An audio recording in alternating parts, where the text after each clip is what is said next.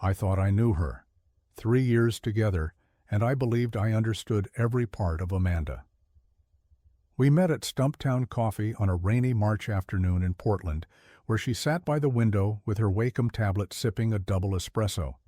She was a freelance graphic designer with auburn hair, hazel eyes, and a laugh that made everyone around her smile. Those first months felt like coming home.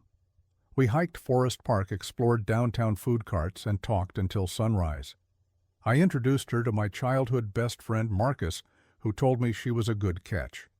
I fell hard, maybe too hard, because somewhere along the way the woman who made me feel alive started making me feel small. Until the day she posted that Facebook quote. Before I dive into what happened, I would love to know, where are you watching this from? Drop your city or country in the comments below. If you are here for real stories about relationships, boundaries, and standing up for yourself, hit that like button and subscribe. Trust me, this story has a twist you will not see coming. Let's get into it. It started beautifully.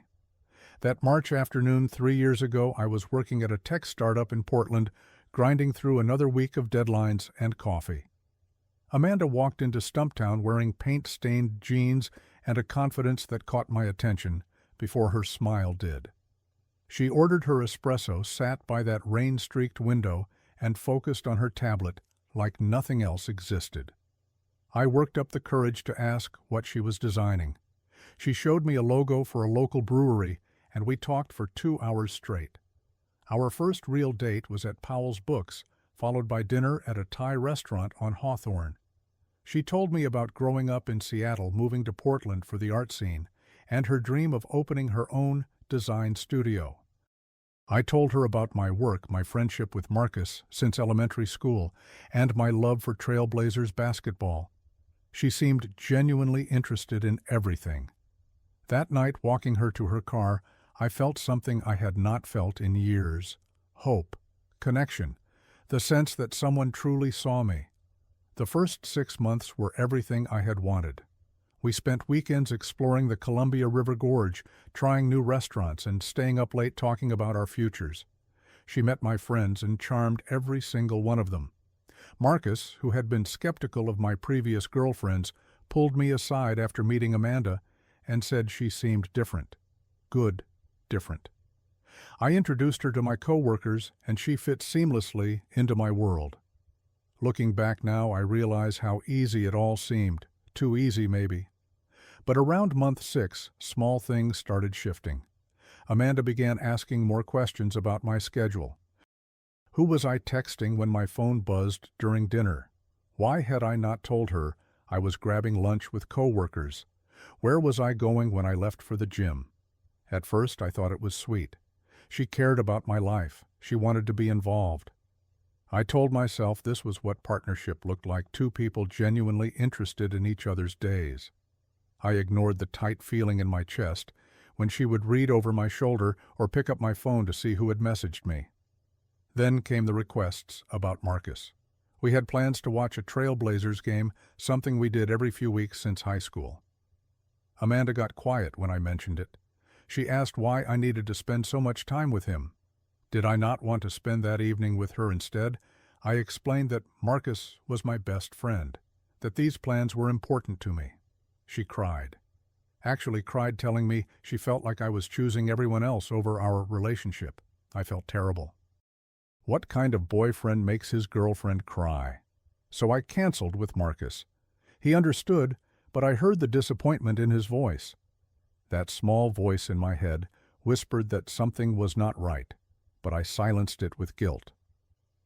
After a year together, Amanda's lease ended. She suggested moving into my place. It made financial sense. We were together constantly anyway, and her rent was expensive. I loved her. Why would I not want to live with her? What I did not fully consider was that this condo downtown was mine. I had bought it 3 years before meeting Amanda, saved for the down payment, made it my own space. But once Amanda moved in, it stopped feeling like mine. She redecorated immediately. My vintage concert posters came down because they did not match her aesthetic vision. My leather couch got covered with throw pillows I could never arrange correctly. My bookshelf got reorganized. When I asked about my things, she reminded me that we lived together now, and couples made compromises. I watched my space transform into something I barely recognized, and every objection I raised was met with hurt feelings or accusations that I did not value her contributions. Living together amplified everything. Amanda would check my phone playfully at first, then routinely. She needed to know where I was at all times. If I stayed 15 minutes late at work without texting, I came home to interrogation. Where was I? Why had I not called? Who was I with her questions came wrapped in tears and accusations that I did not care about her feelings. I found myself texting her constantly throughout the day, reporting my movements like a teenager with a curfew. I stopped going to happy hours with coworkers because Amanda would get upset. I saw Marcus less and less because she made every hangout feel like a betrayal. My social circle shrank without me fully realizing it was happening. Friends stopped inviting me places because I always declined. Coworkers stopped including me in after-work plans. Even Marcus started pulling back not because he wanted to, but because every time we made plans, something came up with Amanda. An emergency, a bad day, a fight that somehow became about Marcus taking me away from her. I told myself I was being a good boyfriend, attentive, committed, present. What I was actually becoming was isolated. By our second year together, I could see the pattern clearly, but felt powerless to change it.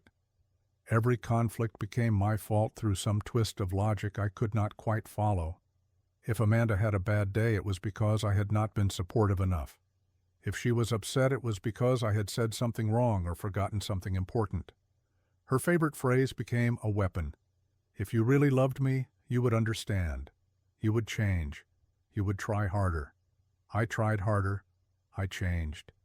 Nothing was ever enough. My birthday that year should have been a happy occasion. Amanda threw me a surprise party at our apartment, inviting coworkers and acquaintances. But she did not invite Marcus. When I asked why, she said she wanted it to be about us, about our life together. I felt uncomfortable the entire night, searching faces for my best friend and finding strangers instead. When I mentioned it later, Amanda cried about how hard she had worked to make the day special, and I was ungrateful. I apologized. I always apologized. Marcus finally confronted me one afternoon. We met at the same coffee shop where I had met Amanda, and the irony was not lost on me. He sat across from me and said the words I had been avoiding for months. "Bro, I barely see you anymore. She is isolating you. You are not the same person." I got defensive immediately. He did not understand our relationship. Every couple had struggles. Amanda just needed more attention than most people. Marcus did not argue. He just looked sad and said he missed his best friend. That conversation haunted me for weeks. Part of me knew he was right. But I had invested 3 years into this relationship. I could not just walk away. And when things were good with Amanda, which they sometimes still were, they were really good. Then came that Friday night in September. The night everything changed. The argument that forced me to finally see what had been happening all along. It was early September, a Friday evening around 6 o'clock, when everything came to a head. Marcus had texted me weeks earlier about Seahawks tickets. We had planned this for over a month. I had told Amanda about it multiple times. But that Friday afternoon she came home from a client meeting and announced she had made dinner reservations at an Italian place I had mentioned wanting to try. I was confused. I reminded her about the game, about the plans with Marcus. She acted like she had never heard about it before. "That is sweet," I said carefully, "but I have plans with Marcus tonight. Remember, I told you about the game." Her face changed immediately. The warmth drained out of her eyes. "You are choosing him over me again," she said. Again, I was genuinely baffled. We had not seen Marcus in over a month. How was this again? "You always do this," Amanda continued, her voice rising. "Every time I try to do something nice, you throw it back in my face. You care more about your friends than your girlfriend." Something inside me snapped, not into anger, but into clarity. I looked at her standing in our kitchen, my kitchen, and saw the pattern laid bare, the guilt trips, the manipulation, the constant moving of goalposts. I was tired. "I am going to the game," I said quietly. "Marcus is my best friend, and I have not seen him in over a month. We can go to dinner tomorrow night." Amanda's tears came instantly. "I cannot believe you are doing this. I have been planning this all week." "You never think about my feelings." But this time the tears did not work. This time I saw them for what they were, a tool, not genuine emotion. "That is not fair, and you know it," I replied. "I have canceled on Marcus dozens of times for you. One evening with my best friend does not mean I do not care about you." She tried a different approach. "Fine," she said coldly, "go. But do not expect me to be here when you get back." It was an ultimatum, a threat designed to make me choose her over my plans, my friend, my boundaries. "Amanda, that is manipulative, and it needs to stop." I said it calmly, clearly. Her eyes widened. She was not used to me calling out her behavior directly. She stormed into the bedroom and slammed the door. I stood in the kitchen, heart pounding, and made a decision. I texted Marcus, "I am coming to the game." Then I walked to the bedroom door and said through it, "I am leaving. We will talk when I get home." She did not respond. I grabbed my jacket and left. The drive to meet Marcus felt like shedding weight I had not realized I was carrying. When I got to his place, he took one look at my face and handed me a beer without a word. We drove to the stadium, found our seats, and for the first hour I just breathed. Then slowly I told him everything. Not the sanitized version I had been telling myself, but the truth. The control, the isolation, the constant guilt, the walking on eggshells in my own home. Marcus listened without interrupting. When I finished, he did not say, "I told you so," even though he had every right to. Instead, he said, "I am just glad you are here, man." Then he added, "Look, I am not going to tell you what to do, but I have watched you become a shell of yourself over the past 2 years. The Jim I knew would not tolerate someone controlling his every move. You deserve better than walking on eggshells in your own home." Hearing it out loud from someone I trusted made it real. I was not crazy. This was not normal. I had been gaslighted for so long that I had forgotten what healthy looked like. Sitting in that stadium watching the Seahawks play, laughing with my best friend for the first time in months, I made a decision. When I got home, we were going to have a serious conversation. Either things changed fundamentally or the relationship ended. Marcus clinked his beer against mine. "Whatever you decide, I have got your back." The Seahawks won. We stayed through the whole game talking and joking like old times. But underneath the relief was anxiety about what waited for me at home. It was 10:30 when I finally got to my car. I checked my phone and found 12 missed calls from Amanda and 5 increasingly frantic texts. "Where are you? I cannot believe you actually left. You are so selfish. You are toxic." That word toxic stopped me. Then I saw the notification.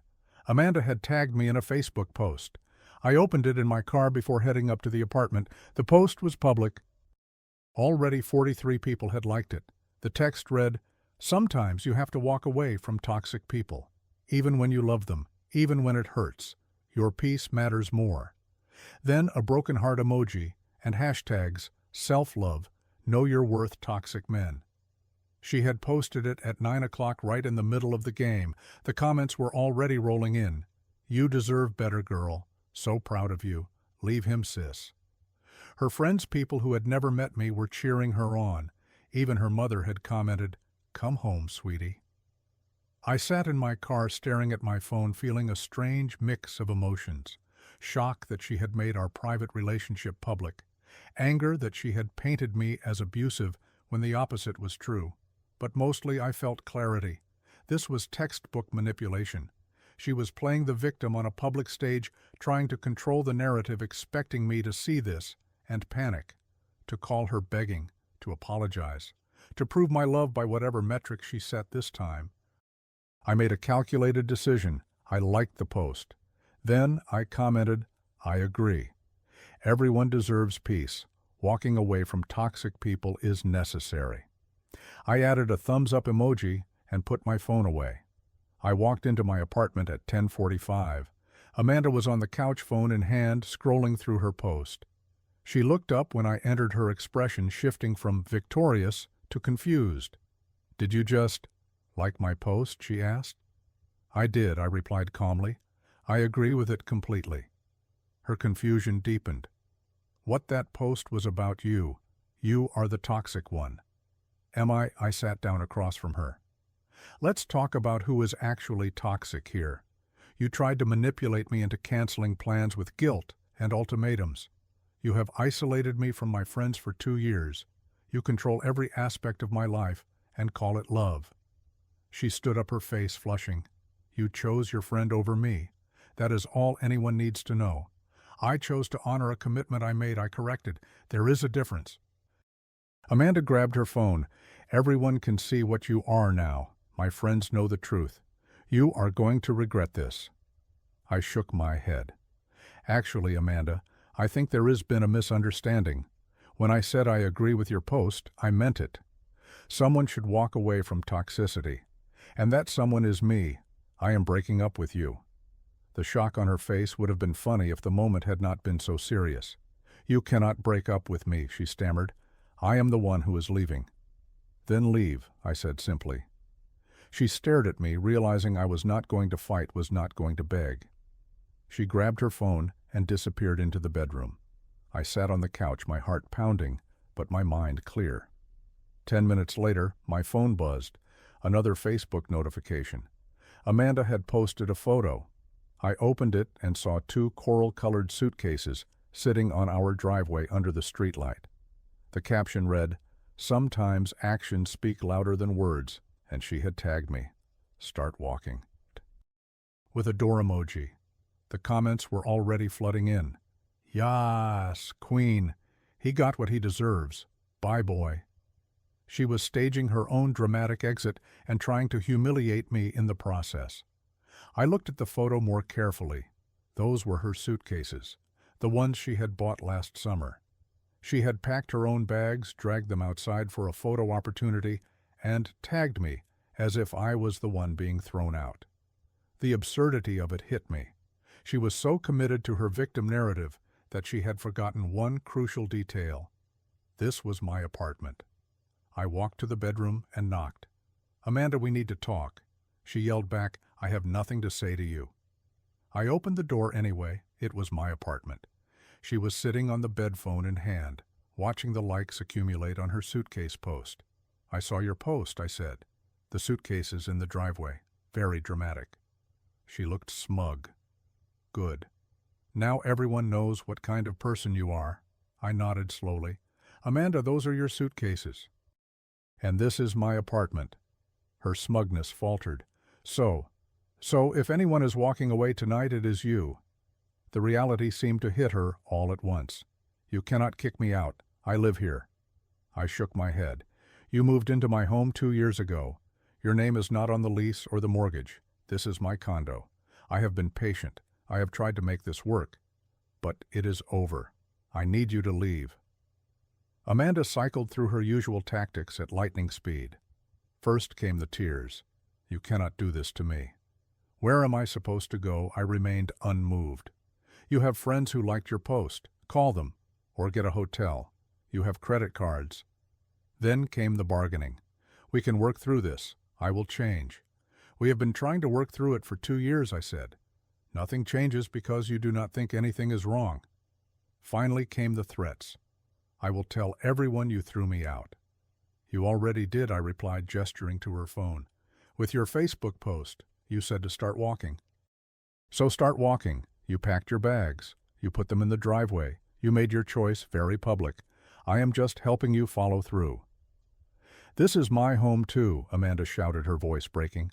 "I decorated this place. I chose the furniture. You can take what you brought with you," I said firmly. "Everything else stays." This kicked off a painful process of Amanda trying to claim items that were mine. The coffee maker she used every day, I had bought it 3 years before meeting her. The throw pillows she had picked out, I had paid for them. Each item became a small battle, and I stood firm on every single one.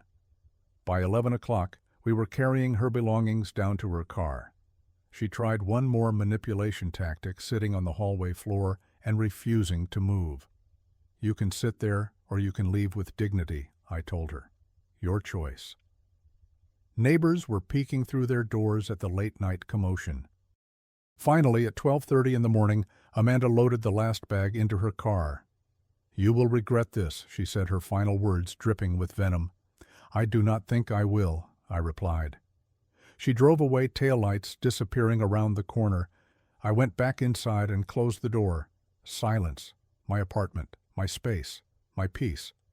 I changed the locks immediately. I had kept a spare set in my drawer for emergencies. Then I blocked Amanda's number. I checked Facebook one more time. Her posts were still up. I did not take them down or report them. Instead, I commented on the suitcase post again. Done. Best of luck to you. The ambiguity was intentional. People could interpret it however they wanted. Marcus texted, "Bro, I saw the posts. You okay?" I replied, "Never better. She is gone." He offered to come over, but I told him I needed tonight to just be alone with the silence. I went to bed that night and slept better than I had in 2 years. I woke up Saturday morning to sunlight streaming through windows that had not felt this bright in months. Amanda was gone. I felt relief, not regret. I spent the day cleaning the apartment, opening windows, letting fresh air chase out the heaviness that had settled into every corner. I even burned sage, half joking, half serious about the cleansing ritual. Marcus came over that afternoon with pizza and beer. To freedom he toasted. We did not talk about Amanda much. We just enjoyed being friends again. Over the next few days, friends started reaching out. "Dude, what happened? Amanda's posts are confusing. Are you okay?" I did not check Amanda's Facebook, but people filled me in on what was happening. She kept posting her victim narrative, but people started questioning it. Wait, whose apartment was it? Why did she pack her bags if he was leaving? Someone who knew us both commented, "Guys, I think we are missing context here. I never posted my side of the story." When people asked directly, I kept it simple. We broke up. I wish her well. No drama, no details, no mudslinging, just the high road. Amanda tried to contact me through emails, which I did not respond to. She sent messages through mutual friends asking me to talk. I politely declined. Her mother left one voicemail that I deleted without listening. The second week after the breakup, Marcus posted a photo of us at a brewery. The caption read, "Good to have my best friend back. Here is to real friendships and healthy boundaries." The comment section became a revelation. People who had known both of us started sharing observations. I stopped hanging out with them because Amanda would get mad if I invited Jim without her. We invited him to happy hours for months. He always declined. Now we know why. I saw her checking his phone once in the parking lot. Red flag. I never contributed to these discussions. I did not confirm or deny anything. I just let the truth emerge organically. Amanda's narrative began to crumble under the weight of reality.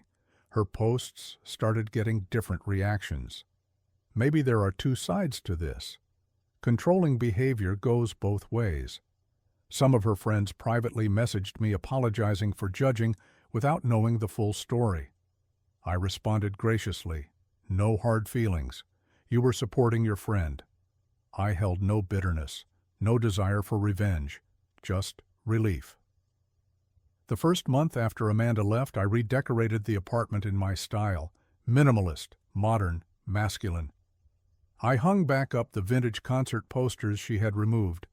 I bought the record player I had wanted for years. The space felt like mine again. I reconnected with friends, joined a recreational basketball league with coworkers, and started attending work happy hours again. My social circle rebuilt itself naturally. At work, something interesting happened. Without the constant emotional turmoil at home, my focus sharpened. I took on a new project I had been avoiding and excelled at it. My manager noticed. "You seem more focused lately," she said during a check-in. I just smiled. A promotion discussion began. The mental energy I had been spending on managing Amanda's emotions was now available for my career, my friendships, my health. I started therapy to process everything I had been through. My therapist helped me understand patterns I had missed: love bombing, isolation tactics, gaslighting, Darvo deny attack, reverse victim, and offender. Amanda's Facebook strategy was textbook Darvo. Take the thing you are guilty of and accuse the other person of it first. Control the narrative before they can. My therapist also helped me understand why I had stayed so long: sunk cost fallacy, fear of being alone, the genuine love I had felt at the beginning that kept me hoping we could get back to that place. My health improved dramatically. I slept through the night without anxiety. I started running again, something I had stopped during the relationship.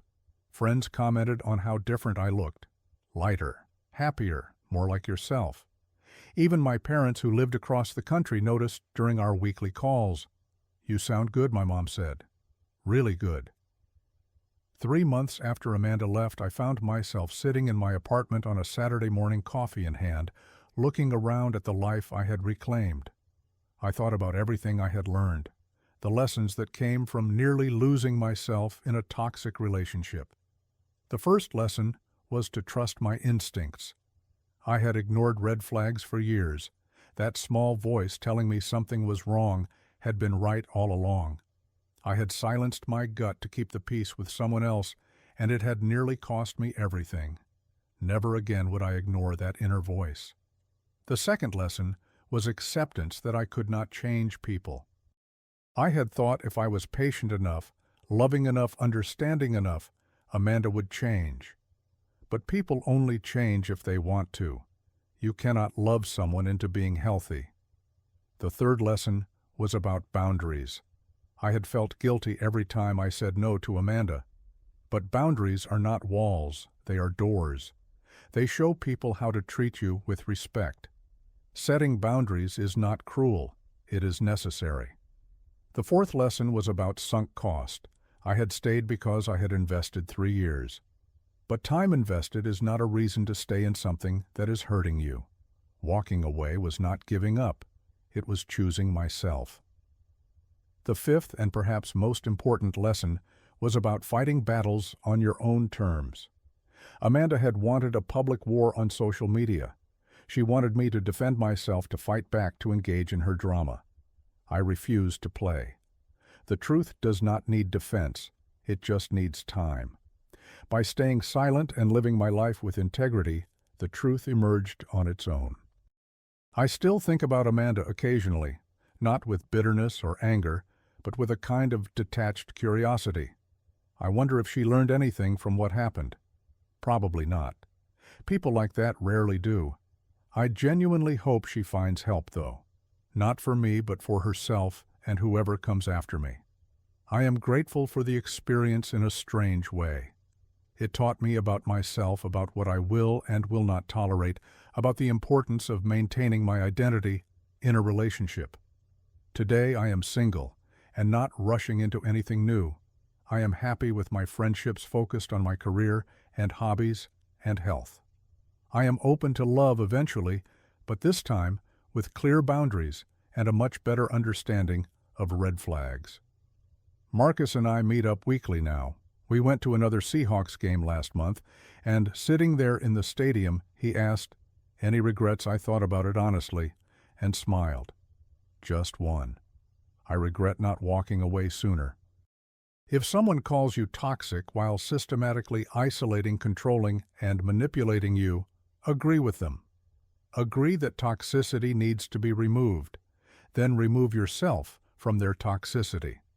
Sometimes the best response to an accusation is action. Start walking, just not in the direction they expect. Choose yourself. Choose your peace. Choose your freedom. It will be the best decision you ever make. So here is my question for you. Have you ever been in a relationship where you lost yourself? Or maybe you have seen a friend go through something similar? Drop your thoughts in the comments below. And if this story resonated with you, hit that like button and subscribe for more real stories about life relationships and finding your way back to yourself. Share this video with someone who might need to hear it. Thank you for listening to my story. I hope it helps someone out there recognize their own situation and find the courage to walk toward the life they deserve. Take care of yourselves. You are worth it.